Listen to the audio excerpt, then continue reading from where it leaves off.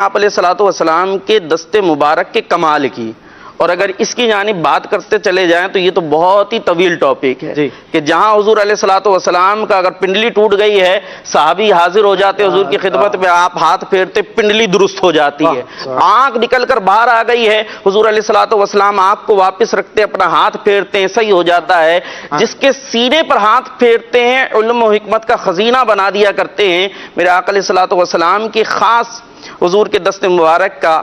جو کمال تھا وہ بیان کرتا ہوں۔ ام معبد، ہم نے سنا ہوا ہے، سفر ہجرت ہے، حضور علیہ الصلوۃ والسلام اس کے خیمے کے پاس پہنچتے، اس کا کام ہی یہ تھا کہ مسافر آئیں تو چیزیں مہیا کر دے۔ حضور علیہ الصلوۃ والسلام وہاں پہنچتے ہیں،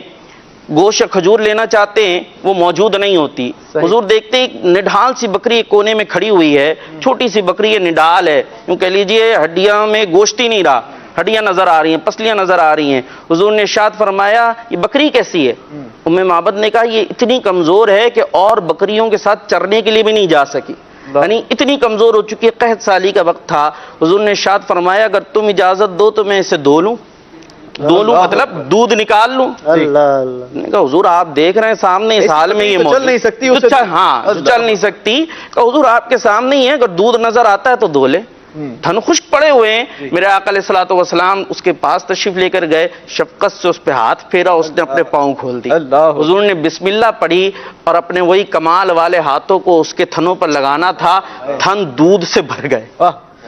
دودھ سے بھر گئے، اور دھونا شروع کیا، برتن رکھا، وہ برتن اتنا بھر دیا اوپر جھاگ آنا شروع ہو گیا۔ حضور علیہ الصلوۃ والسلام نے اس ام معبد کو پلایا، جو کہتی تھی نا کچھ بھی موجود نہیں ہے، وہ پلایا، جو ساتھ میں موجود تھے انہیں پلایا، اس کے بعد خود اسے نوش کیا، پھر برتن رکھا، اس کے بعد پھر دھونا شروع کیا، اتنا دھویا کہ وہ پھر بھر گیا، اور اس برتن کو ام معبد کے پاس چھوڑ کر تشریف لے کر چلے گا۔ اور صرف بات یہیں ختم نہیں ہوتی، ام معبد فرماتے ہیں، ام معبد کہتی ہیں کہ اس کے بعد وہ بکری جس کا یہ عالم تھا کہ جس کے اندر کچھ بھی موجود نہیں تھا، حضور کے ہاتھ لگنے کی برکت سے اتنا دودھ آیا، فرماتی ہیں کہ حضور علیہ الصلوۃ والسلام 10 سال مدینہ منورہ میں اس کے بعد رہے، فرماتی ہیں برابر وہ بکری دودھ دیتی رہی۔ اللہ اکبر۔ کہتے صرف یہ نہیں، اس کے بعد حضرت صدیق اکبر رضی اللہ تعالیٰ عنہ کی 2.5 سال خلافت ہے، کہتی ہے اس میں بھی وہ دودھ دیتی رہی۔ فاروق اعظم کی خلافت کا دور آتا ہے، اس کے اندر ایسا قحط پڑتا ہے کہ گھاس پھوس نہیں ملتی جانور کو کھانے کے لیے۔ ام معبد فرماتی ہیں جس کے تھنوں پر حضور کے دست اقدس لگے تھے، اس قحط سالی میں بھی وہ برابر دودھ دیتی رہی، کہ حضور کے ہاتھ اگر تھنوں پہ لگ جائے تو یہ کمال ہے میرے مصطفیٰ کا۔ مالک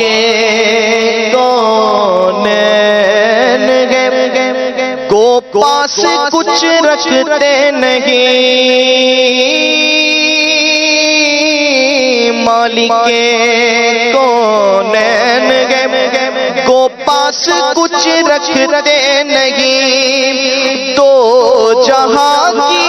نعمتیں ہیں ان کے خالی ہاتھ میں، تو جہاں کی نعمتیں ہیں ان کے خالی ہاتھ میں، تو جہاں کی نعمتیں ہیں ان کے خالی ہاتھ میں۔ لبے